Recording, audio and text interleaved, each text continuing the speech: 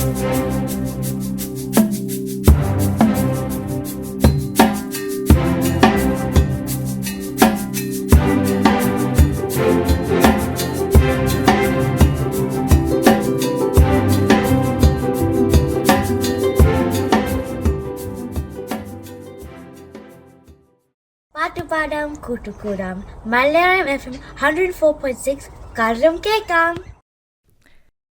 നമസ്കാരം, ഞാൻ സിന്ധു പുന്നൂസ്. നമ്മുടെ മലയാളം FM-ന്റെ അറിഞ്ഞതും അറിയാത്തതും എന്ന അഭിമുഖ പരമ്പരയുടെ അടുത്തൊരു അധ്യായത്തിലേക്ക് എല്ലാവർക്കും സ്വാഗതം. ഇന്ന് നമുക്ക് മലയാളം FM-ന് അതിഥിയായി എത്തിയിരിക്കുന്നത് പ്രഭാകരൻ ചുള്ളിയനാണ്. ഇവിടെ ന്യൂസിലൻഡിലുള്ള മലയാളികൾക്ക് പ്രഭാകരൻ ചേട്ടനെ അറിയുന്നത് ആദ്യമായി ന്യൂസിലൻഡിലെത്തിയ മലയാളികളിൽ ഒരാളായിട്ടും ഓക്ലൻഡ് മലയാളി അസോസിയേഷൻ്റെ സ്ഥാപകരിൽ ഒരാളായിട്ടും ആദ്യത്തെ പ്രസിഡൻ്റായിട്ടും ഒക്കെ ആയിരിക്കും. ഇന്ന് നമുക്ക് പ്രഭാകരൻ ചേട്ടനോട് തന്നെ ചോദിക്കാം, ന്യൂസിലൻഡിൽ എത്തുന്നതിന് മുമ്പുള്ള കാര്യങ്ങൾ, ഇവിടെ എത്തിയതിന് ശേഷമുള്ള കാര്യങ്ങൾ, ഇപ്പോഴുണ്ടായ മാറ്റങ്ങൾ, ഇങ്ങനെ ഒത്തിരി വിശേഷങ്ങൾ നമുക്ക് പ്രഭാകരൻ ചേട്ടനോട് ചോദിക്കാം. മലയാളം FM-ലേക്ക് സ്വാഗതം പ്രഭാകരൻ ചേട്ടൻ. വളരെ നമസ്കാരം. ഞാൻ പ്രഭാകരൻ ചുള്ളിയൻ, നേരത്തെ പറഞ്ഞതുപോലെ. പിന്നെ കാര്യങ്ങൾ എവിടുന്ന് തുടങ്ങണം എന്നുള്ളത് ഒന്ന് തുടങ്ങി വെച്ച് കഴിഞ്ഞാൽ വളരെ എളുപ്പമായിരിക്കും. പ്രഭാകരൻ ചേട്ടൻ ന്യൂസിലൻഡിൽ എത്തുന്നത് 1983 അല്ലേ? അപ്പോൾ ഏകദേശം 40 വർഷങ്ങൾ പിന്നിടുമ്പോൾ പുറകോട്ട് തിരിഞ്ഞു നോക്കുമ്പോൾ എന്ത് തോന്നുന്നു? ഒരു ഫ്ലാഷ് ബാക്ക് പോലെ ഒന്ന് പറയാൻ പറ്റുമോ? ഫ്ലാഷ് ബാക്ക് പോലെ നോക്കുന്ന സമയത്ത് ഞാൻ പറയും ഇതൊരു സ്വപ്നമായി കാണും. ഒരു ബ്രീഫായി പറഞ്ഞു കഴിഞ്ഞാൽ അതിലുമുപരി എൻ്റെ ജീവിതത്തിൽ ഒരുപാട് കാര്യങ്ങൾ കടന്നുപോയിട്ടുണ്ട്. അതായത് ചില മറ്റുള്ളവരിൽ നിന്നും വ്യത്യസ്തമായും സമാന്തരമായും വേണമെങ്കിൽ പറയാം. എൻ്റെ എഡ്യൂക്കേഷൻ മുതൽ അതിനുശേഷം ഞാൻ പോയ കൺട്രീസിൽ, അതായത് പല രാജ്യങ്ങളിലും. എവിടെയാണ് സ്വദേശം? ഞാൻ ജനിച്ചു വളർന്ന തലശ്ശേരിയാണ്, കണ്ണൂർ ഡിസ്ട്രിക്റ്റില്. എൻ്റെ വൈഫ് ഫ്രം കണ്ണൂരാണ്. അതെ. പക്ഷേ സ്കൂൾ കഴിഞ്ഞതിന് ശേഷം പിന്നെ കോളേജ് തൃശ്ശൂരിനായിരുന്നു. അതിനുശേഷം എഞ്ചിനീയറിംഗ് കഴിഞ്ഞപ്പോൾ ഏത് ബ്രാഞ്ചായിരുന്നു? ഇലക്ട്രോണിക്സ് കമ്മ്യൂണിക്കേഷൻ 1975 അപ്പോൾ അത് കഴിഞ്ഞ ഉടനെ കേരളത്തിനെ സംബന്ധിച്ചിടത്തോളം ആ കാലഘട്ടങ്ങളിൽ ഒരു സാധ്യതയും ഇല്ലാത്തൊരു അവസരമായിരുന്നു. ജോലി സാധ്യതയോ അല്ലെങ്കിൽ ഒരു ഇൻഡസ്ട്രി ഒന്നും ഉണ്ടായിരുന്നില്ല. ഇന്നും അങ്ങനെ തന്നെ ഏതാണ്ടൊക്കെ.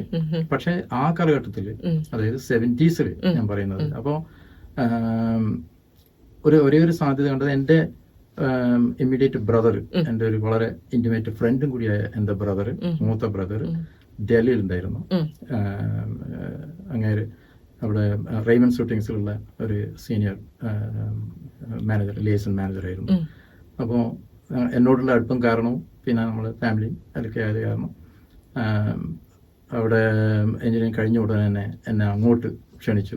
അനിയനോട് ഡൽഹിയിലേക്ക് വരാൻ പറയുന്നു. അതെ. പക്ഷെ എന്നെ സംബന്ധിച്ചിടത്തോളം അതൊരു ഐ ഓപ്പണിംഗ് ആയിരുന്നു. കാരണം ഞാൻ മിക്കവാറും എൻ്റെ ജീവിതം മുഴുവനും ഒരു ഗ്രാമീണ ജീവിതമായിരുന്നു. അതായത് വളരെ കൊച്ചു ഗ്രാമത്തിൽ ജനിച്ചു വളർന്ന് അവിടെയുള്ള അന്തരീക്ഷമായും അവിടെയുള്ള ജനങ്ങളുമായിട്ടുള്ള ഒരു സമ്പർക്കമായിരുന്നു എൻ്റെ ജീവിതം. ടോട്ടലി ഒരു വ്യത്യസ്തമായ ഒരു തലത്തിലേക്കാണ് എത്തുന്നത് ഡൽഹി എന്ന് പറയുമ്പോൾ. അതെ. അവിടെ ഡൽഹിയിൽ എത്തിയ ഉടനെ തന്നെ അത് ആക്ച്വലി റിയലി ഐ ഓപ്പണിംഗ്. അതായത് ആ കാലഘട്ടങ്ങളിൽ നമുക്ക് ഡൽഹി എന്നൊക്കെ പറഞ്ഞു കഴിഞ്ഞാൽ ഇന്നത്തെ ന്യൂയോർക്ക് പോലെയുള്ള അനുഭൂതിയാണ്. ഹവെവർ അവിടെ എത്തിയ ഉടനെ തന്നെ ഐ മെഡിലേക്ക് അവിടെ ജോബ്. വെസ്റ്റേൺ TV എന്ന് പറഞ്ഞൊരു black and white television company. അന്ന് അവിടെ ജോലി സാധ്യതകളൊക്കെ അധികമായിരുന്നോ കേരളത്തെ താരതമ്യം ചെയ്യുമ്പോൾ? പട്ടണങ്ങളെ സംബന്ധിച്ചിടത്തോളം എഡ്യൂക്കേറ്റഡ് ആയിട്ടുള്ള ആൾക്കാർക്ക് എപ്പോഴും സാധ്യത കൂടുതലായിരുന്നു. അപ്പോൾ ഞാൻ 2 ഇന്റർവ്യൂ പോയി, 2ലും എനിക്ക് സക്സസ് ആയിരുന്നു. പക്ഷേ ഞാൻ ഓപ്റ്റ് ചെയ്തത് വെസ്റ്റേൺ ടിവിയിലായിരുന്നു. Black and white. അത് പുതുതായിട്ടുള്ള, TV വാസ് വെരി ന്യൂ ആ സമയത്ത്. അപ്പൊ അതിൽ സർവീസിങ് സൈഡിലായിരുന്നു. പിന്നീട് 2 മാസമേ ആയിട്ടുള്ളൂ. അപ്പോൾ അതിന് പിന്നെ എനിക്ക് അവരുടെ പ്രൊഡക്ഷൻ സെന്ററിലും ഡിസൈൻ സെന്ററിലും ഒരു ഓപ്പണിംഗ് തന്നു. പക്ഷേ വളരെ ചെറിയ കാലം മാത്രമേ അവിടെ ഉണ്ടായിരുന്നുള്ളൂ, മിയർലി ജസ്റ്റ് ആഫ്റ്റർ 5 months. അപ്പോൾ അത് കഴിഞ്ഞപ്പോഴൊരു യാദൃച്ഛികമായി എനിക്കൊരു ഓപ്പർച്യൂണിറ്റി കിട്ടി ഓവർസീസിലേക്ക് പോകാൻ വേണ്ടി, അതായത് സൗദി അറേബ്യയിലേക്ക് പോകാൻ വേണ്ടി. അതാണെങ്കിൽ എൻ്റെ ഓൺ സബ്ജക്റ്റുമാണ് ടെലികമ്മ്യൂണിക്കേഷൻ. അതെ. അപ്പോൾ അത് വളരെ ഒരു സംഭവബഹുലമായ കാര്യമായിരുന്നു ആ ഒരു ഡിസിഷൻ മേക്കിംഗ് പ്രോസസ്സ്. കാരണം വെച്ചാൽ ഡൽഹിയിൽ വന്നു ഫ്യൂ മന്ത്സ്. അപ്പോൾ പിന്നെ ഇങ്ങനൊരു അവസരം വരുന്ന സമയത്ത് എനിക്ക് പോകാൻ ആഗ്രഹം ഉണ്ടായിരുന്നില്ല, കാരണം പേടിയായിരുന്നു സത്യം പറഞ്ഞാൽ.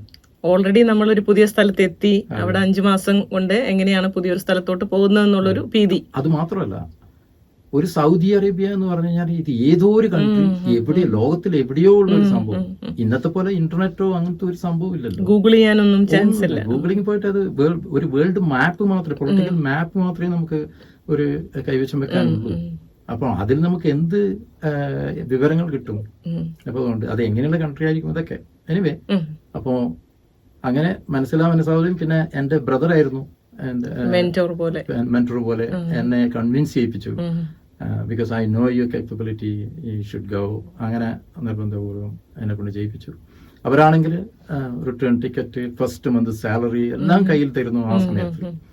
അപ്പോൾ മേളി ആദ്യം ഫസ്റ്റ് ജോബിൽ തന്നെ വളരെ മേളി 750 rupees, 750 രൂപയുടെ സാലറി ആയിരുന്നു മന്ത്ലി. പക്ഷെ ഇത് ഓൾ ഓഫ് സഡൻ ഓഫർ ചെയ്തിരിക്കുന്നത് $5,000. അതൊരു ഭയങ്കര സംഭവമായിരുന്നു. $US എന്നൊക്കെ പറഞ്ഞാൽ നമുക്കൊന്ന് ആ സമയത്ത് ഊഹിക്കാൻ പോലും പറ്റില്ലായിരുന്നു. പക്ഷെ ഇത് സത്യം തന്നെയാണോ?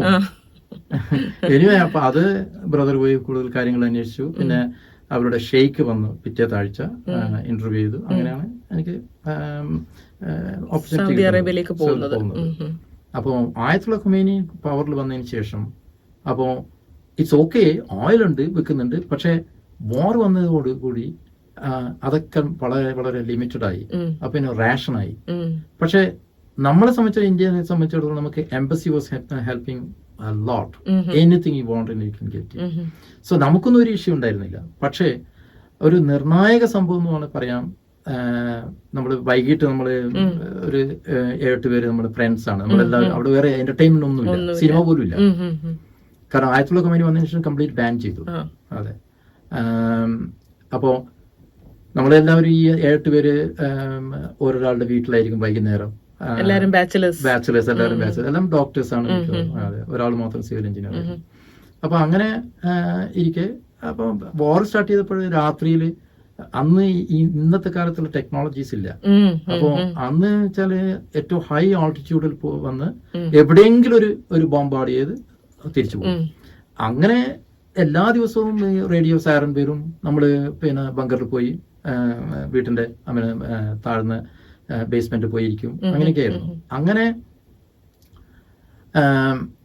ആ സമയത്ത് ഒരു ദിവസം നമ്മൾ തന്നെ അവിടുന്ന് എൻ്റെ ഞാൻ താമസിക്കുന്ന അപ്പാർട്ട്മെന്റ് ഒന്നും ഏതാണ്ട് ഒരു 18-20 kilometers ദൂരെയായിരുന്നു.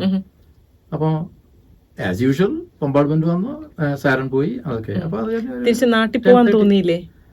ആ സമയത്ത് അങ്ങനെ തോന്നിയില്ല. കാരണം എന്താ വെച്ചാല് ഇറ്റ് വാസ് ഫാന്റാസ്റ്റിക്. എന്താ വെച്ചാല് അവരെ ജനങ്ങളെ സംബന്ധിച്ചിടത്തോളം, ഫാമിലിയെ സംബന്ധിച്ചിടത്തോളം, ഓഫീസിലായിക്കോട്ടെ, നമുക്ക് ഹയസ്റ്റ് റെപ്യൂട്ടേഷൻ, ഹയസ്റ്റ് റെസ്പെക്ട് ആണ് നമുക്ക് തന്നത്.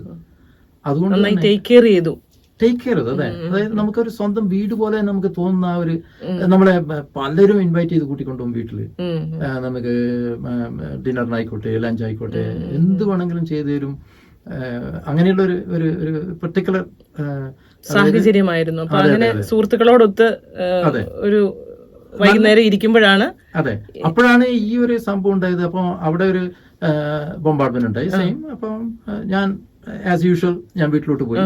ഡ്രൈവ് ചെയ്ത് വീട്ടിലോട്ട് പോകുന്നതിന് അടുത്തെത്തുന്നതിന് മുന്നാണ് ഞാൻ മനസ്സിലാക്കുന്നത് ഒരുപാട് സ്ത്രീകളും കുട്ടികളൊക്കെ കരയുന്നതും. അപ്പൊ ഞാൻ പുള്ളവർ ചെയ്ത് ഞാൻ ചോദിച്ചപ്പോഴാണ് പറയുന്നത്, ഇതിനടുത്താണ് ബോംബ് വീണത്. അപ്പൊ ഞാൻ നോക്കുന്ന സമയത്ത് ഞാൻ കാണുന്നത്, ഞാൻ അല്പം ഡ്രൈവ് ചെയ്ത് പോയി നോക്കുന്ന കാണുന്നത്, ഞാൻ താമസിച്ചുകൊണ്ടിരുന്ന ആ അപ്പാർട്ട്മെന്റ് തൊട്ടടുത്ത് വെരി നെക്സ്റ്റ് ഡോർ ഒരു 20 story ബിൽഡിംഗ് ഉണ്ടായിരുന്നു. അത് ഗ്രൗണ്ട് സീറോ. ഈ ബിൽഡിംഗിന്റെ അത് കംപ്ലീറ്റ് ഗ്ലാസും കാര്യങ്ങളൊക്കെ പൊട്ടിത്തരായിരുന്നു. അതാണ് eye opening. That moment I decided no this is it. ഇനി നിന്നാ ശരിയാവില്ല എന്ന് തോന്നുന്നു. അതെ അതെ. അപ്പം വെരി നെക്സ്റ്റ് ഡേ ഞാൻ ഓഫീസിൽ പോയി അവിടുത്തെ MD ഞാൻ പറഞ്ഞു, see I'm leaving. What you talking about? അവർക്കാണെങ്കിൽ എന്നെ വിടാൻ ഉദ്ദേശമില്ല. കാരണം നമ്മൾ ഇന്ത്യക്കാരെ സംബന്ധിച്ചോളം പ്രത്യേകിച്ച് എന്റെ വർക്ക് ഹാബിറ്റ് എങ്ങനെയാണെന്ന് വെച്ചാൽ, എന്റെ വൈഫും പ്രത്യേകിച്ച് എന്നെ കുറ്റപ്പെടുത്താറുണ്ട്, ഈ വർക്ക് ഹോളിക് പേഴ്സൺ. പക്ഷെ നമ്മൾ അങ്ങനെയല്ല. അതായത് ഒരു കമ്പനിയിലായിക്കോട്ടെ അല്ലെങ്കിൽ ഏതൊരു സിറ്റുവേഷൻ ആയി കഴിഞ്ഞാലും നമ്മൾ സമയം നോക്കുവോ അല്ലെങ്കിൽ നമുക്ക് എന്തൊരു റിവാർഡ് കിട്ടും നോക്കിയല്ല നമ്മൾ ജോലി ചെയ്യുന്നത്. അതുകൊണ്ടായിരിക്കാം ആ ഒരു ലോയൽറ്റി. സോ എനിവേ, അപ്പോൾ ഞാൻ പറഞ്ഞപ്പോഴും അവർക്ക് ഭയങ്കര ഷോക്കായി. ഇമ്മീഡിയറ്റ്ലി അവർ കോൺഫറൻസ് കോൾ വിളിച്ചു ലണ്ടനിൽ. ദെൻ പറഞ്ഞൊരു കാര്യം ചെയ്യും, we will give you an option. Okay, you can come back to London if you want. I said, no, I don't want to come back. പിന്നെ അന്ന് STD ആണ് ടാങ്ക് ബുക്ക് ചെയ്ത് വീട്ടിലൊക്കെ സംസാരിച്ചപ്പോൾ പറഞ്ഞു, നോ, ഞാൻ the youngest in the family. അപ്പൊ അങ്ങനെ പറഞ്ഞ് take the next flight and come. അങ്ങനെ ഒരു എൻ്റെ ഫാദർ പറഞ്ഞു. എനിവേ, ആ പെർട്ടിക്കുലർ സജഷൻ പറഞ്ഞപ്പോൾ മാനേജ്മെന്റ് എനിക്കൊരു ഓപ്ഷൻ തന്നു. ഓപ്ഷൻ തന്നത് either you can go to London, okay, and don't want it. Canada, they got offices there. അല്ലെങ്കിൽ സിംഗപ്പൂർ, അല്ലെങ്കിൽ സിഡ്നി, അല്ലെങ്കിൽ ന്യൂസിലൻഡ്. അപ്പൊ ന്യൂസിലൻഡ് എന്നുള്ള വാക്യം ഫസ്റ്റ് ടൈം ഞാൻ കേൾക്കും, സത്യം പറഞ്ഞാല്. ബീങ് ഓണസ്റ്റ്, എനിക്കറിയില്ലായിരുന്നു. അപ്പോൾ New Zealand, come again New Zealand. Okay, where is that? Further down south from Australia. Okay, അപ്പോൾ എന്താണ് അവിടുത്തെ കാലം? Maybe towards Antarctica, cold ആയിരിക്കും. No no no no no no. അവിടുത്തെ senior manager Graham Bird, he said, I still remember those names. He said, no, Mr. Julian, you'll love it. Yeah, അവിടെയൊക്കെ വെച്ചാൽ surname അല്ലെങ്കിൽ mister ചേർത്താണ് ഇംഗ്ലീഷുകാരുടെ. അപ്പൊ അവര് പുള്ളി പറഞ്ഞതെന്ന് വെച്ചാല്, you will love it, you should check it, you will love the country and you will like it. അല്ലെങ്കിൽ you can go to Australia. Australia നമുക്ക് അറിയാമല്ലോ, കാരണം ക്രിക്കറ്റിലുള്ള ഇത് കാരണം, ക്രിക്കറ്റിൽ താല്പര്യമുള്ള ആളായതുകൊണ്ട് ക്രിക്കറ്റ് കളിച്ചതാണ്. അപ്പൊ അതുകൊണ്ട് ഓസ്ട്രേലിയക്കാര് ഇന്ത്യയിലൊക്കെ വന്ന് കളിച്ചിട്ടുണ്ടല്ലോ. അപ്പൊ അത് കാരണം നമുക്ക് ഓസ്ട്രേലിയ ഏത് കൺട്രിയാണെന്ന് അറിയാം. പക്ഷേ അങ്ങനെ ആ ഓപ്ഷൻ തന്നു. അപ്പോ ഞാനിപ്പോ ഇത് പറയുന്നത് ശ്രോതാക്കൾക്ക് മനസ്സിലാവാൻ വേണ്ടിയാണ്. അതായത് ഈ കാലം ഇപ്പോഴും ഒരു PR ഒക്കെ കിട്ടുക എന്ന് പറഞ്ഞാൽ ഒരു ലെങ്തി പ്രോസസ്സാണ്. ആ സമയത്ത് ഒരു A4 പേപ്പറിൽ എന്റെ പേരും ഡീറ്റെയിൽസും പെർമനന്റ് അഡ്രസ്സും 2 ഫോട്ടോയും എന്റെ പാസ്പോർട്ടും കൊടുത്തിട്ട് പിറ്റേ ദിവസം 24 hours ലേറ്റർ ഓസ്ട്രേലിയ ആൻഡ് ന്യൂസിലൻഡിന്റെ PR പെർമനന്റ് റെസിഡൻസി, അത് ഇന്നത്തെ ഇപ്പോൾ ഉള്ളത് residency and then after 3 years only become PR. ആ സമയത്ത് സിറ്റിസൺ അല്ല, സിറ്റിസൺ പിന്നെയാണ് 5 വർഷത്തിന് ശേഷമാണ്. അതെ, ഇപ്പോഴും ഇവിടെ ഉള്ളത് 3 വർഷത്തിന് ശേഷമാണ് PR കിട്ടുന്നത്, പെർമനന്റ് റെസിഡൻസി എന്നുള്ള സ്റ്റാറ്റസ് കിട്ടുന്നത്. പക്ഷെ അന്ന് സ്ട്രെയിറ്റ് അവേ PR ആയിരുന്നു, മനസ്സിലായി. അപ്പോ ആ PR അടിച്ചു വന്നു. Then also they gave me a return ticket. ഈ പറയുന്ന, അതായത് Singapore, Sydney, Auckland. If you don't like any of these places, go back to India, straight to Bombay. നല്ല കാര്യമാണല്ലോ. അങ്ങനെ റിട്ടേൺ ടിക്കറ്റും കമ്പനി വന്നു. So I tried to or decided to travel. ഇവിടെ വന്ന് സിംഗപ്പൂർ നമുക്ക് അറിയാവുന്ന കാര്യമാണ്, throughout the year 31 degrees. Okay, സിഡ്നിയിൽ വന്നപ്പോൾ didn't like it at all. കാരണം എല്ലാവരും നമ്മളൊരു അന്യനെ പോലെ കാണുന്നത്, ഒരു ഏലിയനെ പോലെ കാണുന്നത്. നമ്മൾ ഇത്രയധികം വെസ്റ്റേൺ കൺട്രീസിൽ ഒരുപാട് കറങ്ങിയിട്ടുണ്ടെങ്കിൽ കൂടി ഓസ്ട്രേലിയ വന്നപ്പോൾ ഞാൻ ആ ഒരു പ്രത്യേകത എനിക്ക് അനുഭവപ്പെട്ടു. അപ്പോൾ അത് വെൽക്കമിങ് അല്ലാത്തൊരു അനുഭവമായിരുന്നു. അങ്ങനെ ഓക്ലൻഡിൽ വന്നു. അന്ന് മലയാളികള് ഇവിടെ ഓൾറെഡി വന്നിട്ടുണ്ടായിരുന്നു. മലയാളികൾ എന്ന് പറയുന്ന ആ സമയത്ത് ഡോക്ടർ ബെഞ്ചമിൻ ഫാമിലി ഉണ്ടായിരുന്നു. പിന്നെ ഒരു പേര് തന്നെ ഞാൻ ഓർക്കുന്നില്ല ഇപ്പൊ, ഓസ്ട്രേലിയ പുള്ളി. അതായത് ഫാമിലീസ് ആണ് നമുക്ക് അറിയുന്നത് 1983.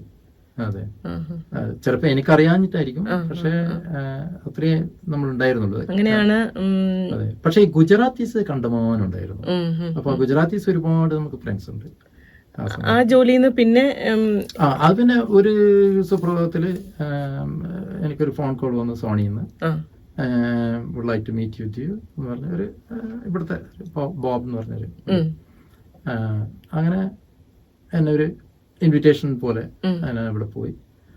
അപ്പോൾ പാർട്ട് ഓഫ് ഇന്റർവ്യൂ ആയിരുന്നു. എനിക്കറിയില്ലായിരുന്നു, എന്ന് പറഞ്ഞു. അപ്പൊ അവിടെ ഒരു I still remember that day, ഒരു ഫ്രൈഡേ ഈവനിങ്ങിൽ. അപ്പൊ ഞാൻ പറഞ്ഞു during work day I can't come, work ടൈമിൽ എനിക്ക് പറ്റില്ല. പക്ഷേ after no problem, you come at 6. North ഷോറിൽ ബുഷ് റോഡ് ആൽബണിയിലായിരുന്നു. സോ ബ്രിഡ്ജ് പാസ് ചെയ്ത് ഭയങ്കര മഴയുള്ള ദിവസമായിരുന്നു. ഫ്രൈഡേ നൈറ്റ് ഈവനിങ് ഭയങ്കര ട്രാഫിക് ആയിരുന്നു. ഇപ്പോഴും ഞാൻ ഓർക്കുന്നുണ്ടാവും. ഞാൻ അവിടെ എത്തുമ്പോഴേക്കും അന്നൊന്നും സെൽഫോൺ ഇല്ല, ഒരു കമ്മ്യൂണിക്കേഷൻ വേറെ ഇല്ല. നമ്മള് കാറിൽ ഇരുന്ന് കഴിഞ്ഞാൽ അപ്പോ 6 മണിക്കുള്ള ഇന്റർവ്യൂ അല്ലെങ്കിൽ അപ്പോയിന്റ്മെന്റ് ഇറ്റ് ബിക്കേം 7:30. പക്ഷെ സ്റ്റിൽ ഞാൻ അവിടെ എത്തി. They are welcoming, they are well received actually. അപ്പോ MD ഉണ്ടായിരുന്നു. അപ്പോ they gave me an offer. Again, cannot refuse. എന്ത് പറഞ്ഞാലും ഓക്കെ. സോ അപ്പൊ ഞാൻ പറഞ്ഞു ഓക്കെ ലെറ്റ് യു നോ എന്ന് പറഞ്ഞു. അങ്ങനെ വന്നു. 2 days later I talked to existing company and they were മനസ്സോടെ അവർ എന്നെ റിലീവ് ചെയ്തു. So join the Sony. അപ്പോൾ അവിടുന്ന് പിന്നെ ഉയർച്ചയായിരുന്നു. അതെ. Then I was in charge of 142 service centers here and in New South Wales. പിന്നെ eventually I got access to the designing part. So a lot of products we designed. നമ്മൾ 5 പേരായിരുന്നു Asia റീജിയനിൽ. നമ്മൾ 5 പേരാണ് വെരി ക്ലോസ് കോൺടാക്ട്, എപ്പോഴും വളരെ highly confidential. ഞാനൊരു പ്രോജക്റ്റിന് ഒരു സ്പെസിഫിക് അസൈൻമെന്റ് ഞാൻ പോകുന്ന സമയത്ത് I cannot tell my wife what I am going for. Confidentiality sign ചെയ്താണ്. So I cannot reveal anything. അത്ര ടോപ്പ് പ്രോഡക്ട്സ്, ഒരുപാട് പ്രോഡക്ട്സ് നമ്മൾ ഡിസൈൻ ചെയ്തിട്ടുണ്ടായിരുന്നു. നല്ലൊരു ചലഞ്ചിങ് ഓപ്പർച്യൂണിറ്റി ആയിരുന്നു. ചാലഞ്ചിങ് എന്ന് പറഞ്ഞാൽ അത് പറഞ്ഞാൽ ഒരാൾക്ക് പറഞ്ഞ് വിശ്വസിപ്പിക്കാൻ പറ്റില്ല. അതായത് it was basically in my blood. അത്ര പാഷനേറ്റ് ആയിട്ടുള്ള ഒരു സബ്ജക്റ്റുമാണ്, അതേസമയം ഒരു ഇൻഡസ്ട്രിയാണ്, അതേസമയം എൻവയറൺമെന്റും ആയിരുന്നു, കമ്പനിയും അങ്ങനെയായിരുന്നു. അപ്പൊ അതുകൊണ്ട് കണ്ടമാനം ട്രാവലിംഗ് ആയിരുന്നു. ഒരുപാട് ട്രാവൽ എന്ന് വെച്ചാൽ എവറി 10 days ആൾ ബി സംവെയർ. ഇത് സിംഗപ്പൂർ നമ്മളെ റീജിയണൽ ഹെഡ്ക്വാർട്ടേഴ്സ് എന്തായാലും പോയിരിക്കും, അല്ലെങ്കിൽ ഹോങ്കോങ്, അല്ലെങ്കിൽ ടോക്കിയോ, അല്ലെങ്കിൽ നഗാനോ, ഹിരോഷിമ, നാഗസാക്കി, അല്ലെങ്കിൽ ബെൽജിയം ഇൻ യൂറോപ്പ്. എത്ര വർഷം ഉണ്ടായിരുന്നു സോണിയിൽ? സോണിയിൽ ഓൾമോസ്റ്റ് 26 years. സോ ആ ഫൈനൽ ഡേയ്സിൽ എന്ത് സംഭവിച്ചു എന്ന് വെച്ചാൽ ഇനിയാണ് നിർണായക നിമിഷങ്ങൾ വരുന്നത്. അതായത് ജീവിതത്തിലുള്ള നിർണായക നിമിഷങ്ങൾ നമ്മൾ പറയില്ലേ ചില സമയത്ത്, അത് വന്നത്. അതുവരെ ഒരു ഇഷ്യൂ ഉണ്ടായിരുന്നില്ല കരിയറെ സംബന്ധിച്ചിടത്തോളം. നമ്മൾ ഏത് ഡയറക്ടേഴ്സ് ഓഫീസ് ഞാൻ കയറി ചെന്നാൽ ഗുഡ് മോർണിംഗ് മിസ്റ്റർ ചൊളിയൻ, അത്ര റിസീവിങ് ആയിട്ടുള്ളതും വെൽ അക്സെപ്റ്റഡ് വെൽ പെയ്ഡ് ജോബായിരുന്നു. All of a sudden I didn't know anything. I am not feeling anything bad or ill or anything. പക്ഷേ ഞാൻ സോണിയിൽ ജോയിൻ ചെയ്തിട്ട് കുറച്ച് വർഷങ്ങൾക്ക് ശേഷമാണ് I was diagnosed as A diabetic, type 2 diabetic. അപ്പോൾ as you know ഇവിടുത്തെ system is so fantastic. Quarterly അല്ലെങ്കിൽ every 3 months നമുക്ക് പോയി ചെക്കപ്പ് ചെയ്യണം, ബ്ലഡ് ടെസ്റ്റ് ചെയ്യണം. ആ ബ്ലഡ് ടെസ്റ്റിലാണ് കാണുന്നത് ഐ വാസ് എനിമിക്. അപ്പോൾ എൻ്റെ family doctor saint John Green ലൈനായിരുന്നു. അപ്പോൾ പുള്ളി ഒരു ദിവസം വൈകിട്ട് എന്നെ വിളിച്ചിട്ട് പറഞ്ഞു, മിസ്റ്റർ ലിയാൻ look you are so much anaemic, are you eating properly എന്നൊക്കെ ചോദിച്ചു. Anyway I didn't want to go deeper. അപ്പോൾ പിന്നീട് അവർ ഡീപ്പർ ടെസ്റ്റ് ചെയ്തപ്പോഴാണ് മനസ്സിലാവുന്നത് ലെഡ് പോയ്സണിങ്. ലെഡ് എൻ്റെ ബ്ലഡിൽ പറഞ്ഞ് വിശ്വസിക്കില്ല 680% മോർ ദാൻ നോർമൽ. എനിക്കിപ്പോഴും അതിന്റെ ഗ്രാഫ് എൻ്റെ കയ്യിലുണ്ട്. അതായത് average people could have 0.001 memol, something like that. ഇതെന്ന് വെച്ചാൽ 6.8 മെമോ. അപ്പോൾ എന്നിട്ട് ഡോക്ടർ എന്നോട് പറഞ്ഞ് ഒരു ദിവസം വൈകിട്ടാണ് എന്നെ വിളിക്കുന്നത്. പറഞ്ഞു you better here get here very fast. ഞാൻ പറഞ്ഞു എന്താ, what's matter doctor saint John? No time to talk, better get here. Okay, come here. So immediately I dropped there and അവിടെ green line. So I'm going no time for it, everything is organized. അപ്പോൾ in between another cell phone ഉണ്ട്. ഞാൻ I called my wife. ഞാൻ പറഞ്ഞു this is what happen. She was so worried. She was working at the ANZ bank in മാനിക്കാണ്ടി. So she rushed back and everything. സോ എന്നോട് പറഞ്ഞു there is no time to talk. You go to Auckland Hospital. Everybody is waiting for you. So അവിടെ ചെന്ന് ഒരു 4-5 doctors ഉണ്ട് നിരക്ക് നിന്നിട്ട് എന്നെ റിസീവ് ചെയ്യേണ്ട. I was a VIP. അപ്പോഴേക്കും വൈഫ് എത്തി. എവിടെ പാർക്ക് ചെയ്തത് പോലും ഓർമ്മയില്ല. അത്ര എവിടേക്കോ വഴിയിലൂടെ വിട്ട് പാർക്ക് ചെയ്ത് വന്നു. എന്നിട്ട് വൈഫാണെങ്കിൽ കരച്ചില്. കാരണം വെച്ചാൽ ഇതെന്നാ പറയുന്നത്. അപ്പം പറഞ്ഞ് ഡോക്ടറോട് ആർഗ്യൂ ചെയ്തതിന് you got it wrong. No, it's not real. He's nothing wrong with him. So test it again. No, we have already tested. No, test it again. അങ്ങനെ നിർബന്ധിച്ച് എന്നെ രണ്ടാമതും ടെസ്റ്റ് ചെയ്തു അന്ന് വൈകിട്ട്. അത് ഡോക്ടർ ഷക്ലാക്ക്, I never forget, South African doctor. അപ്പോൾ എന്നോട് പറഞ്ഞിങ്ങനെ you are really got severe lead poisoning in your blood. So but you are in the right place. We'll take care of you. എന്നൊക്കെ പറഞ്ഞു. ന്യൂസിലൻഡിൽ ഇത് ഇങ്ങനെ ആർക്കെങ്കിലും ഫസ്റ്റ് കേസ് ആണ് എൻ്റെ. അതെ. അപ്പൊ അതുകൊണ്ട് തന്നെ അവർക്കും ക്യൂരിയോസിറ്റി ആയിരുന്നു എന്താണ് കാരണം എന്നുള്ളത്. സോ എനിവേ അവര് ഡോക്ടറിന്റെ അടുത്ത് സംസാരിച്ച സമയത്ത് പുള്ളി പറഞ്ഞു സി ലോക്ക് മിസ്റ്റർ ലിയൻ, I'll be perfectly honest, bluntly honest with you. ഒരു specific language I'm sorry to say in the radio. I don't know any jack shit about lead poisoning, but you are in the right place. Don't worry about it. അങ്ങനെ ഒരു confidence fully. പക്ഷേ I am always a self-motivated person. So nothing will touch me, nothing will break me എന്നുള്ളൊരു വിശ്വാസം എനിക്കുണ്ടായിരുന്നു. പക്ഷേ doctor saint ജോണും ഈ ഡോക്ടേഴ്സും അവിടെയുള്ള ഡോക്ടേഴ്സും എന്നോട് പറഞ്ഞത് ഈ got virtual 6 months to live എന്ന് പറഞ്ഞതാ. അപ്പോൾ പക്ഷെ ഹോസ്പിറ്റലൈസ് ചെയ്തതിന് ശേഷം സോ ദെൻ ഇപ്പൊ ഈ ഡോക്ടർ ഷാക്ലൊക്കെ ഇത് ഏത് വർഷമാണ് നടക്കുന്നത്? 2004. അപ്പോ അവര് പിന്നെ പുള്ളിക്കാരൻ over night he was contacting counterpart to the overseas, everybody. Anyway, first thing early morning 6 o'clock he was with me. And he said, good morning, I got some good news. Now we know what it is. Okay? But the bad news is we don't have the medication here. Again, ചിരിച്ചോണ്ടാ പറയുന്നത്. അപ്പൊ പറഞ്ഞു don't worry, we will find out. Okay. പിന്നെ തിരിച്ചു പോയി ഒരു 10 o'clock he came back and said, look, we found enough medication in Melbourne just for you. 28 capsules a day, 12 days. പക്ഷേ 28 capsule കഴിക്കുന്നതിൽ പ്രശ്നമില്ല. പക്ഷേ 4 liters of water you have to drink every day. So it collate each other and then urinate. അതാണ് അവർ ഉദ്ദേശിക്കുന്നത്. So and then you have to correct urine also, then they will test it and all that. Yeah. So anyway, അപ്പോൾ അത് after 7-8 days again they every alternative days they check it. അപ്പോൾ it's coming down. Okay, 1.5 mmol/L. അപ്പോൾ പറഞ്ഞു you are out of danger, don't worry. Okay, പക്ഷേ you still be monitoring and everything. Anyway, tell story short, അപ്പോൾ അതൊക്കെ കഴിഞ്ഞതിന് ശേഷം now question is where did I get from? നമ്മൾ ഫാമിലിയൊക്കെ check ചെയ്തു, ആർക്കുമില്ല, എനിക്ക് മാത്രമേ ഉള്ളൂ. അപ്പോൾ വർക്ക് റിലേറ്റഡ് ആണ്.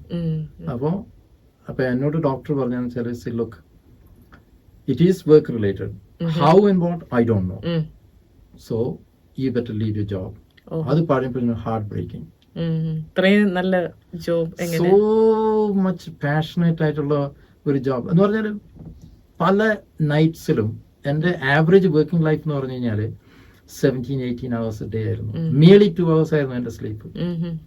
അതും ചിലപ്പോൾ ചില നെക്സ്റ്റ് ഡേ ഒരു സ്പെസിഫിക് പ്രസന്റേഷൻ ഉണ്ടെങ്കിൽ ഓവർനൈറ്റ് വർക്ക് ചെയ്യും. 6 മണിക്ക് കഴിഞ്ഞാൽ immediately get wash and everything and then go back work. പക്ഷെ ഒരു ടയർഡ്നെസ് ഉണ്ടായിരുന്നില്ല, കാരണം നമ്മളത് ഇഷ്ടപ്പെട്ട് ചെയ്യുന്നത് കൊണ്ട്. അതാണ് എനിക്ക് പറയാനുള്ളത്, ശ്രോതാക്കളോട് പ്രത്യേകിച്ച് പറയാനുള്ളത്. No matter what you do, you should do what you most like, most enjoy. Then nothing can touch you. You'll always be successful and you'll be successful.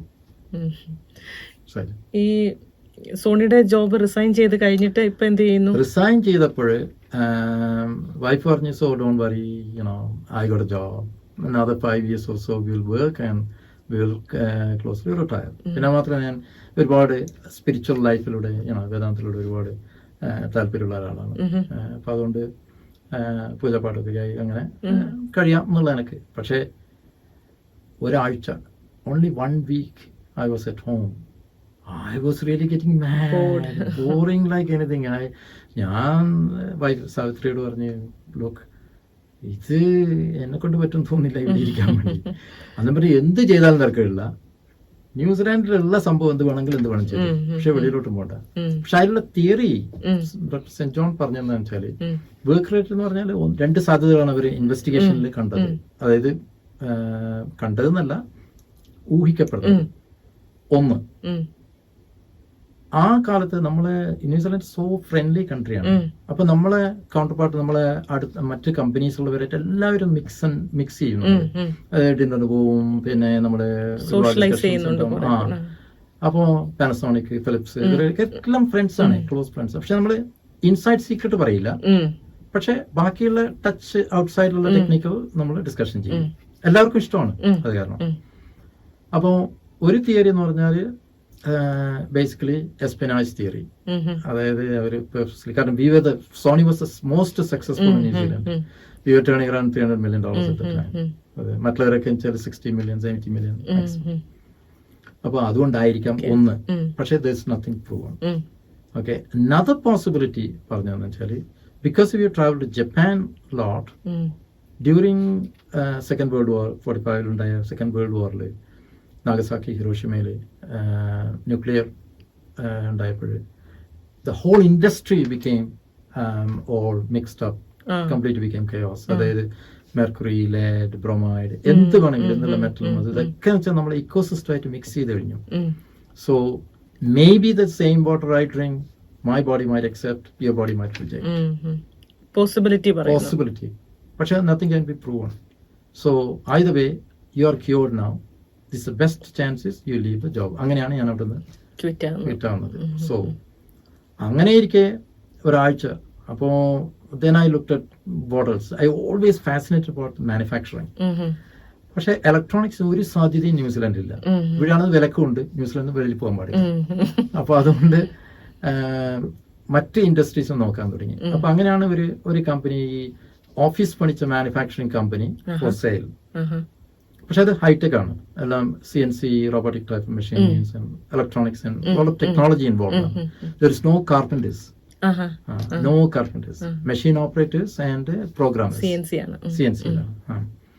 അപ്പോൾ assembly is the only one manually doing.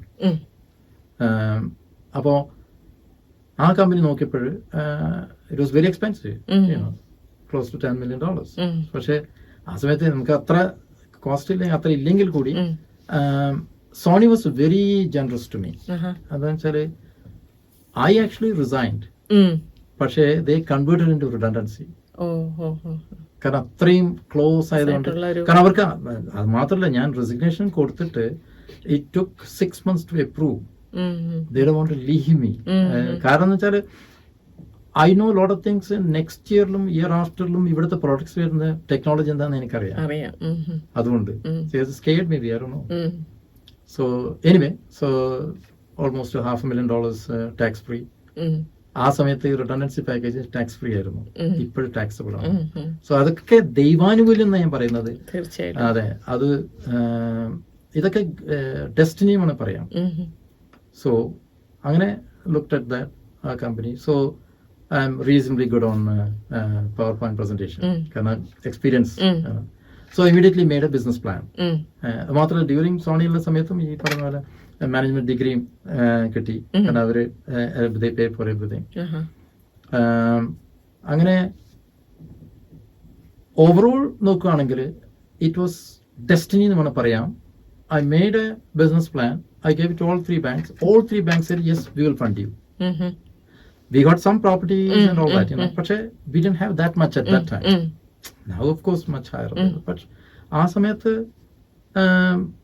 ഇല്ലെങ്കിലും cash flow ബേസിസിൽ will fund because business is viable to pay off. So പക്ഷെ because of ANZ was the bank we are doing that, so we opted that and gone. Anyway എടുക്കുന്ന സമയത്ത് മിക്ക നമ്മളെ ഫ്രണ്ട്സും ഫാമിലിയും എല്ലാം പറഞ്ഞൊരു കാര്യം, you are making a mistake because you don't know the industry. You should ഏത് know the ഇൻഡസ്ട്രി ആയിരുന്നു? Office furniture manufacturing. ഈ പറയുന്നത് ഇതൊക്കെ നമ്മൾ ഉണ്ടാക്കുന്നത് ഇതൊക്കെ ഈ സംഭവങ്ങൾ, ഡെസ്ക്ടോപ്പ്, പിന്നെ ടാംബോർ, പിന്നെ സ്റ്റോറേജ് യൂണിറ്റ്സ്, ഇങ്ങനെയുള്ള എല്ലാ സംഭവങ്ങളും except chairs, some chairs, manufacturing company. എനിവരി എയർപോർട്ട്. അപ്പോൾ യു മേക്കിംഗ് മിസ്റ്റേക്ക് എന്ന് പറഞ്ഞാൽ I never wanted to be a businessman. അതാണ് യാഥാർത്ഥ്യം. Now it's different. Now I know inside out of how business works. പക്ഷെ ആ കാലഘട്ടങ്ങളിൽ അത് മാത്രമല്ല, വേറൊരു പ്രത്യേകത എന്താണെന്ന് വെച്ചാൽ നമ്മൾ ചെയ്യുന്ന സമയത്ത് നമ്മുടെ അടുത്തുള്ള എല്ലാ അസറ്റും വെച്ച് അൺകണ്ടീഷണലി പേഴ്സണൽ ഗ്യാരണ്ടി കൊടുക്കണം. So something goes wrong, you lose everything. പക്ഷേ അതിലുള്ളൊരു ഒരു മനോവികാരം എന്ന് വേണം പറയാം. there's nothing beats me, I can do anything. ആ ഒരു കോൺഫിഡൻസ് ഉണ്ട്. പക്ഷെ അത് മാത്രമല്ല, വേറൊരു കാരണം, എനിക്ക് ഇൻഡസ്ട്രിയെ പറ്റി ഒരു വിവരമില്ല. അതായത് ഈ ഓഫീസ് ഫർണിച്ചറിനെ പറ്റി ഒരു വിവരം ഉണ്ടായിരുന്നു, സീറോ നോളജ് ആയിരുന്നു. എന്താണ് MDF, എന്താണ് പാർട്ടിക്കൽ ബോർഡ് എന്ന് എനിക്കറിയില്ല. പക്ഷേ all I know is I'm basically a people's person. If you got people who can do the job, you manage them. Right people. അത് ഓൾറെഡി നമുക്ക് ബിസിനസ് വാങ്ങിക്കുന്ന സമയത്ത് അതിനുള്ള എക്സിസ്റ്റിംഗ് സ്റ്റാഫ് നമുക്ക് ഇൻഹെറിറ്റ് ചെയ്ത് നമുക്ക് തരുമല്ലോ. People are already workers already. അത് ഇൻഡിവിജ്വലി ഞാൻ ഇന്റർവ്യൂ ചെയ്ത്, കാരണം ബാക്ക് ഇൻ സോണിയിൽ നമുക്ക് ഒരുപാട് എക്സ്പീരിയൻസ് ഉണ്ട് HR-ല്. പിന്നെ മാനേജ്മെന്റ് പഠിച്ചത് കാരണം HR-ല് റൂൾസ് ഒക്കെ അറിയാം, എന്ത് ചോദിക്കണം, എങ്ങനെ ചോദിക്കണം, get the right answer, അതൊക്കെ. സോ അതൊക്കെ ഉപകരിച്ചു എന്ന് വേണം പറയാം. പക്ഷേ കമ്മിങ് ഫാക്ടർ, അതായത് ഒരു ഇൻസ്പിറേഷൻ ഫാക്ടർ വരാനുള്ള കാരണം അതാണ് നിർണായകം എന്ന് പറയുന്നത്. അതായത് Sony company invented by Akio മൊറിറ്റ എന്ന് പറഞ്ഞൊരു ജാപ്പനീസ് ആണ്. അതായത് 1954-ലാണ്. ആ സമയത്ത് he's electrical engineer. First product അവര് 4-5 കൂട്ടുകാർ കൂടെ ചേർന്നിട്ട് ബേസിക്കലി ഗാരാജും തുടങ്ങിയതാണ് സോണി കമ്പനി. അവർ തുടങ്ങിയത് rice cooker, first product. Became failed. 3 പ്രാവശ്യം, third time lucky, they got 1000 units sold. ഇതൊക്കെ എനിക്ക് എങ്ങനെ അറിയാം? Because he wrote a book later. It is called Made in Japan. ഞാൻ എല്ലാവരോടും പറയുന്ന ഒരു കാര്യമായിരുന്നു, anywhere you can get a hands on, you read that. Made in Japan എന്നാണ് ബുക്കിന്റെ പേര്. Author by Akio Morita. Now എന്നെ സംബന്ധിച്ചിടത്തോളം ഞാൻ കാണുന്നത്, അതായത് at the time I was leaving, it was a $1 trillion company worldwide. Okay, yet he doesn't know how to make a television or a video or how to fix a television. He doesn't know, but he's managing. And even he's not presently worldwide. He's not just him. Of course, the board of directors is almost 20 people there, and then listed and all that. That's secondary matter, but still successfully running. So what is wrong with me to merely $10 million company to manage? അങ്ങനെ ഒരു ചിന്തയാണ്. ആ ഒരു inspiration ആണ് എനിക്ക് കിട്ടിയത്, മനസ്സിലായില്ലേ? So start ചെയ്തു. Then never looked back. Successfully I paid off all the loan and I bought the building also. അതെ, ഹ്യൂജ് അച്ചീവ്. അപ്പൊ അതുകൊണ്ടാണ് ഞാൻ പറയുന്നത്, ഇപ്പൊ ആർക്കെങ്കിലും അങ്ങനെ ഒരു ബിസിനസ്സോ അല്ലെ അങ്ങനെ എന്തെങ്കിലും താല്പര്യം ഉണ്ടെങ്കിൽ come and talk to me. If I can help you. So no issues with that. There is a possibility anything can be achieved. ആ ഒരു വില്ലിങ്നെസ് ഉണ്ടാവണം. അതെ, അതായത് കമ്മിറ്റ്മെന്റ് ആണ് ഇതിലെ കാര്യം.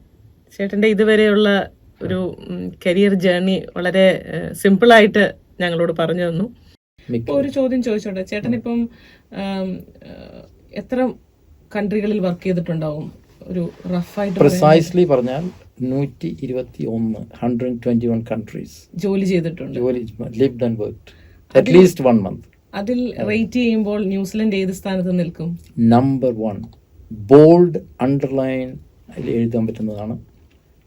New Zealand is the very best country to live and work. Yes, you need a job, proper job to live in New Zealand, ശരിയാണ്. നല്ലൊരു ജോബ്, സോറി കൂടുതൽ മലയാളത്തിൽ സംസാരിക്കാനായിരുന്നു ഞാൻ ആഗ്രഹിച്ചത്. ഒരു നല്ലൊരു ജോലി ഉണ്ടെങ്കിൽ ന്യൂസിലൻഡിൽ താമസിച്ച് ഇവിടെ ജീവിക്കാനാണ് ഏറ്റവും നല്ല കൺട്രി ലോകത്തിൽ വെച്ച്, ഏതിനെ കമ്പയർ ചെയ്താലും എല്ലാ കാര്യത്തിലും. അതായത് ശരിയാണ്, നമുക്ക് മണി വാല്യൂ ഒരു അല്പം കുറവാണ് മറ്റ് വെസ്റ്റേൺ കൺട്രീസിനെ അപേക്ഷിച്ച്, പക്ഷെ still we R better off. എന്താ കാരണം വെച്ചാൽ ക്രൈം റേറ്റ് വളരെ കുറവാണ്. യാഥാർത്ഥ്യത്തിൽ നമ്മൾ നോക്കിക്കഴിഞ്ഞാൽ ഒന്നുമില്ല.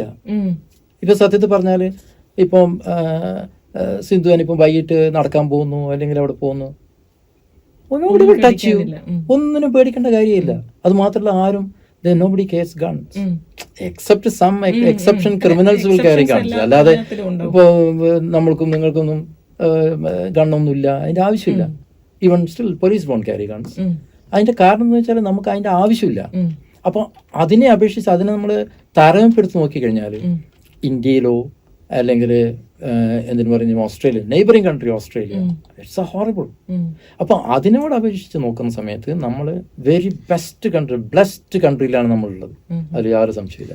മൈഗ്രൻസിനോട് എന്താണ് ഒരു ടിപ്പ് കൊടുക്കാൻ അല്ലെങ്കിൽ ഒരു അഡ്വൈസ് പോലെ കൊടുക്കാനുള്ളത്? ഓക്കെ, മൈഗ്രൻസിനെ സംബന്ധിച്ചിടത്തോളം പൊതുവേ ഞാൻ കണ്ടെടുത്തോളം, കാരണം ഞാൻ I have seen met lot of people, ഒരുപാട് ഇൻ്റർവ്യൂസിന് വരാറുണ്ട്, ജോബ്സിന് അന്വേഷിച്ച് വരാറുണ്ട്. എനിവേ, ഒരു കാര്യം ഞാൻ ശ്രദ്ധിച്ചത്, അവർ ഇവിടെ വന്നു കഴിഞ്ഞാൽ okay I got the PR, I am belong to this country and ഞാൻ എന്ത് ചെയ്താലും ശരിയാണ്. ആ ഒരു ധാരണ മനസ്സിൽ ഉള്ളത് കൊണ്ടാണ് മിക്കവർക്കും പെരുന്ന പെശക്. അതിനുള്ളൊരു ഒരു ഒരു ഉത്തമ ദൃഷ്ടാന്തം ഞാൻ പറയാം. ഞാൻ ഡൽഹിയിലുണ്ടായ സമയത്ത് ഞാൻ അനുഭവിച്ചതാണ്. അതായത് അവിടെ എങ്ങ് ചെന്ന് കഴിഞ്ഞാലും നമ്മുടെ സൗത്ത് ഇന്ത്യൻസിനെ അവർ കാണുന്നത്, സോറി മൈ ലാംഗ്വേജ്, ഈ സാല മദ്രാസി ആകിയ ഹമാര കാം ലേ രഹാ എന്ന് പറഞ്ഞാൽ നമ്മൾ അവിടെ പോയി അവരുടെ ജോലി മുഴുവനും നമ്മൾ സ്വന്തമാക്കൂ എന്നുള്ള ആ ഒരു ഭീതിയാണ് അവർക്ക്. അതിന് കാരണമുണ്ട്. കാരണം നമ്മുടെ സൗത്ത് ഇന്ത്യൻസിനെ സംബന്ധിച്ചിടത്തോളം, പ്രത്യേകിച്ച് മലയാളികൾ ലിറ്ററേറ്റ് ആണ്, പ്രത്യേകിച്ച് മിക്കതും. അതായത് ഇപ്പോഴും ലേറ്റ്ലി സ്ലൈറ്റ്ലി ഡിഫറെന്റ്. കാരണം വെച്ചാൽ പാരൻസിന്റെ നിർബന്ധപ്രകാരം ഓവർസീസ് സ്റ്റഡി എന്ന് പറഞ്ഞിട്ട് പോകുന്നവർ, അത് ഒഴികെ കേരളത്തിൽ നിന്ന് വെളിയിൽ പോകുന്നവർ മിക്കവരും സ്മാർട്ടായിരിക്കും. ഐതവേ കമ്മ്യൂണിക്കേഷൻ ആയിക്കോട്ടെ, എന്തെന്നായിക്കോട്ടെ, സ്മാർട്ടറാണ്. അപ്പോൾ അത് കണ്ടുകൊണ്ട് നോർത്ത് ഇന്ത്യൻസിനെ സംബന്ധിച്ചോളം പേടിയാണ്. എന്ന് പറഞ്ഞാൽ അവർ ബാഡ് പീപ്പിൾ ആണെന്നല്ല അതിനർത്ഥം, അവർ ഇൻസൈഡിലുള്ളവരുടെ ഭീതിയാണത്. അതുപോലെ തന്നെ ന്യൂസിലൻഡ്, അത് ഞാൻ പറഞ്ഞു വന്നത്, ഇന്ത്യ മഹാരാജ്യത്ത് ഒരേ റിപ്പബ്ലിക്കൻ കൺട്രി നമുക്ക് ഒരു വിസ വേണ്ട ഒരു സംസ്ഥാനത്ത് മറ്റൊരു സംസ്ഥാനത്തേക്ക് പോകാൻ വേണ്ടി, എങ്കിലും നമുക്ക് പാർഷ്യലി ഒരു വിലക്കാണത്.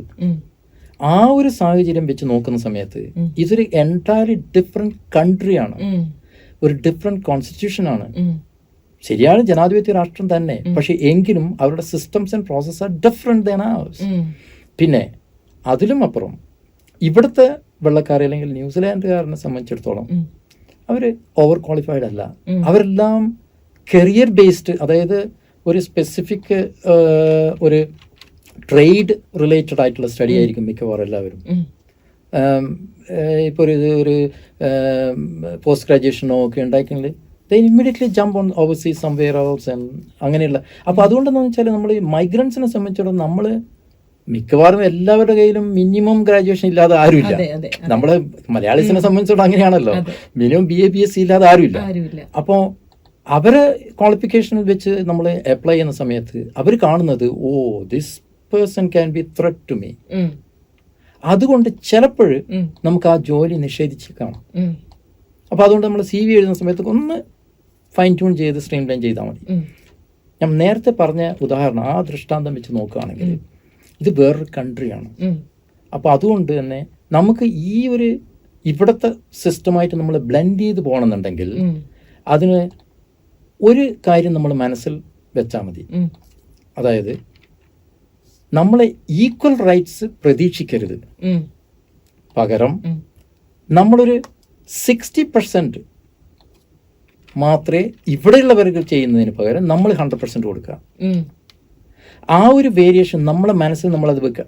ശരിയാണ്, അത് ശരിയല്ല എന്ന് വേണം വിചാരിക്കാം. പക്ഷെ അത് ഇത് അവരുടെ കൺട്രിയാണ്. They born here and they belong to them. അപ്പോൾ ആ സമയത്ത് നമ്മളെ അക്സെപ്റ്റ് ചെയ്യാൻ വേണ്ടി തൽക്കാലം ഒരു എക്സ്ട്രാ, അതായത് നമ്മളൊരു സാധാരണ ചെയ്യുന്നതിലും ഒരു 40% എക്സ്ട്രാ ജോലി ചെയ്യുന്നതിൽ തെറ്റില്ല. അങ്ങനെ ചെയ്തു കഴിഞ്ഞാൽ നമുക്ക് ഈക്വൽ റൈറ്റ്സ്. നമുക്കതിന് അത് ബിഗിനിങ്ങിൽ മാത്രമേ ഉണ്ടാവുള്ളൂ. ഒരു പ്രാവശ്യം നമ്മൾ എസ്റ്റാബ്ലിഷ് ചെയ്ത് അവർ പ്രൂവൻ ചെയ്ത് കഴിഞ്ഞാൽ ദേ വിൽ അക്സെപ്റ്റ് ചെയ്യും. ഇവിടെ പൊതുവെ വെള്ളക്കാർ, പ്രത്യേകിച്ച് ന്യൂസിലാൻഡ് കിവീനെ സംബന്ധിച്ചിടത്തോളം one of the most friendliest people in the world ആണ്, യാതൊരു സംശയമുള്ള കാര്യത്തിൽ, compare to UK or France or anybody. ഒരു കാര്യം കൂടെ ചോദിക്കാനുള്ളത്, ജീവിതത്തിൽ എപ്പോഴെങ്കിലും ഒരു മറക്കാനാവാത്ത സംഭവം അല്ലെങ്കിൽ തീർത്തും ഒരു ഗ്രാറ്റിറ്റ്യൂഡ് തോന്നുന്ന എന്തെങ്കിലും ഒരു ഇൻസിഡന്റ് ഞങ്ങളോട് പങ്കുവയ്ക്കാനുണ്ടോ? പൊതുവേ ഞാൻ അഡ്വർടൈസ് ചെയ്യാറില്ല ഇത്. നേരത്തെ വളരെ ബിസി ആണെങ്കിൽ പോലും ഞാൻ I am a people's person. ഞാൻ നേരത്തെ പറഞ്ഞതുപോലെ മറ്റുള്ളവരെ സഹായിക്കാൻ എനിക്ക് വളരെ താല്പര്യമുണ്ട്. അപ്പോൾ ഞാനൊരു പാർട്ട് ടൈമായി ടോട്ടലി വോളണ്ടിയർ ബേസിസിൽ ഒരു കൗൺസിലറായിട്ട് വർക്ക് ചെയ്തിട്ടുണ്ടായിരുന്നു. അപ്പോൾ അതെ മെഡ്മോറായിട്ട്. അപ്പോൾ ആ സമയത്ത് നമുക്ക് വെരി ക്ലോസ് ഫാമിലി ഫ്രണ്ട് ഉണ്ടായിരുന്നു, doctor Tony. Is Australia migrate ചെയ്തു. Then now is a Sri Lankan guy. അതെ, സോ ത്രൂ ഹിം എനിവേ, കാരണം വെച്ചാൽ he identified my ability how to talk and how to convince and all that. അപ്പോൾ അതുകൊണ്ട് അങ്ങനെ ചില critical, കാരണം ഇവിടെ കൗൺസിലേഴ്സ് ആ സമയത്തൊന്നും ഇപ്പോഴും തന്നെ വളരെ ബിഗ്ഗസ്റ്റ് ഷോർട്ടേജ് ആണത്. പ്രത്യേകിച്ച് നമ്മുടെ കമ്മ്യൂണിറ്റിയുമായിട്ട് അലൈൻ ചെയ്ത് നമ്മളെ അറിയുന്നവർക്കാണല്ലോ, നമ്മുടെ കൾച്ചറും വാല്യൂസും അറിയുന്നവർക്കാണ് നമ്മളെ കൗൺസിൽ ചെയ്യാൻ കുറെ കൂടെ ഈസി. അതെ, ഇത് ഞാൻ പറയുന്നത് മലയാളികൾക്ക് വേണ്ടി മാത്രമല്ല, പൊതുവെ ഇന്ത്യൻസിന്. കാരണം I can speak Indian very fluently. അതെ, അപ്പോൾ അതുകൊണ്ട് ആ പർട്ടിക്കുലർ സമയത്ത് ഒരുപാട് ഗുജറാത്തീസ് ഇൻ ട്രബിൾ. ഞാൻ പേരോ അതിൻ്റെ ഐഡൻറ്റിറ്റി വെളിപ്പെടുത്താൻ പറ്റില്ല, ഐ എം സോറി. പക്ഷേ ഒരു സ്പെസിഫിക് ഇൻസിഡൻറ്റ് പറയുകയാണെങ്കിൽ ഇന്നും എൻ്റെ ഓർമ്മയിലുള്ളതാണ്, എൻ്റെ മനസ്സിലുള്ളതാണത്. അതായത് പക്ഷേ എൻ്റെ ഗ്രാറ്റിറ്റ്യൂഡ് എന്ന് പറയുന്നത്, ഞാൻ പറയുന്നത് എനിക്ക് അഭിമാനപൂർവ്വം ഞങ്ങൾക്ക് പറയാൻ പറ്റുന്നതാണ്, ഐ സേവ്ഡ് ഹെർ ലൈഫ്. അതായത് ഇവിടെ ജനിച്ചു വളർന്ന ഒരു പെങ്കൊച്ച് നാട്ടിൽ പോയി കല്യാണം കഴിച്ച് ഒരാളെ കൊണ്ടുവന്നു, ഗുജറാത്തി തന്നെ ഇവിടെ കൊണ്ടുവന്നു. പക്ഷേ ഇവിടെ ജനിച്ചു വളർന്ന് വെല്ലിംഗ്ടൺ ബേസ് ആയിരുന്നു. അപ്പോൾ അവൾക്കൊരു ചീത്ത സ്വഭാവം ഉണ്ടായിരുന്നത് smoking. As you know Sindhu, ഇവിടെ Indian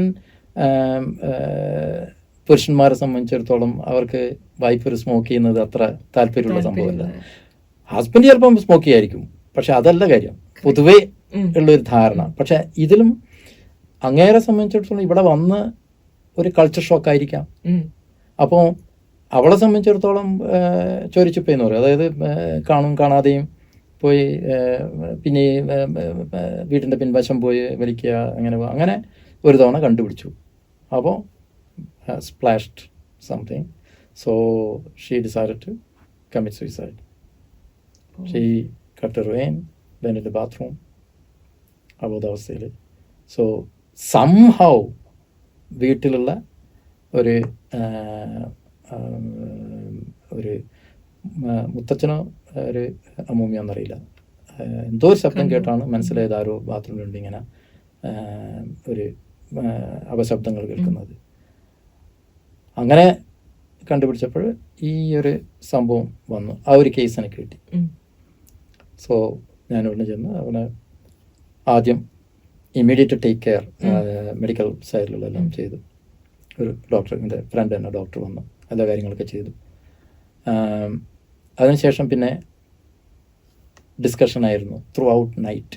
I didn't sleep A single moment that night. പിറ്റേന്ന് രാവിലെ വരെ സംസാരിച്ചു, ഒരുവിധം കൺവിൻസ് ചെയ്യിപ്പിച്ചു. പക്ഷേ ഇതൊന്നും ഒരു സെഷനിൽ തീരില്ല. അതെ, പക്ഷേ ഓൾമോസ്റ്റ് വർക്ക്ഡ് ഓവർ. ദെൻ അന്ന് ഓഫീസിൽ പോയി ഞാൻ പെട്ടെന്ന് തിരിച്ചു വന്നു, ഉച്ചയോടുകൂടി തിരിച്ചു വന്ന് വീണ്ടും അവരോട് സംസാരിച്ചു കാര്യങ്ങളൊക്കെ. അപ്പോൾ ഒരുവിധമൊക്കെ നേരെയായി. പിന്നെ there are certain techniques and I'm not going into detail now. So finally they became perfect couple എന്ന് പറയാം. They went to US and അതായത് ഇവിടെ പിന്നെ ഒരു 4-5 വർഷം ഇവിടെ താമസിച്ചു. അവര് അതിനുശേഷം അവർക്ക് 2 കൊച്ചുങ്ങളായി. അവര് ഹാപ്പിലി മാരീഡ് കപ്പിളാണ്. സോ പലപ്പോഴൊക്കെ വിളിക്കും ഇപ്പോഴും. ഇവിടെ ലോകത്തിന്റെ എവിടെ കഴിഞ്ഞാൽ നാട്ടിൽ പോയി കഴിഞ്ഞാലും ചിലപ്പം വിളിക്കും. അപ്പോൾ റിവാർഡിങ് ആയിട്ട് അതാണ് നമ്മുടെ സന്തോഷം. അതെ, അതെന്ന് വെച്ചാൽ അത് ദൈവത്തിന്റെ കൽപ്പനയാണത്. നമ്മൾ അങ്ങനെ എന്നെപ്പോലുള്ള ഒരാള് ആ ഒരു സമയത്ത് അവിടെ എത്തിച്ചേരാനും അങ്ങനെ ഒന്ന് സഹായിക്കാൻ പറ്റുന്നതും എന്നാണ് ഞാൻ കരുതുന്നത്. I may be wrong. പക്ഷേ അത് ഒരുപക്ഷെ അവർക്കുള്ള ദൈവാനുകൂല്യമായിരിക്കാം അന്ന് സേവ് ചെയ്യാനുള്ളത്. പക്ഷേ എൻഡ് ഓഫ് ദ ഡേ ആ ഹ്യൂമൻ ലൈഫ് സേവ് ചെയ്തതിനുള്ള ആ ചാരിതാർത്ഥ്യം അല്ലെങ്കിൽ ആ ഒരു മനസ്സിലുള്ള സംതൃപ്തി എന്ന് വേണം പറയാം. അത് എന്നെ സംബന്ധിച്ചിടത്തോളം വളരെ ഗ്രാറ്റിറ്റ്യൂഡാണ്, നിറഞ്ഞതാണത്. വലിയ സന്തോഷം. ഇത്രയധികം ചാരിതാർത്ഥ്യമുള്ള ഒരു പ്രവൃത്തി ചെയ്യാൻ സാധിച്ചതിലും ഇത്രയധികം അനുഭവങ്ങൾ ഞങ്ങളോട് പങ്കുവച്ചതിലും മലയാളം FM-നുള്ള സന്തോഷവും നന്ദിയും അറിയിക്കുന്നു. എന്നെ ഇവിടെ ക്ഷണിച്ചതിനും എന്നെ ഈ വാക്കുകളൊക്കെ കേൾക്കാനും സന്മനസ് കാട്ടിയ മലയാളം FM-നോടും അതുപോലെ ഇതിൽ പിന്നിൽ വർക്ക് ചെയ്യുന്ന എല്ലാവരോടും each and every one I am really thankful. അതുപോലെ ഇത് കേൾക്കുന്ന എല്ലാ ശ്രോതാക്കൾക്കും എൻ്റെ വിനീതമായ നമസ്കാരം.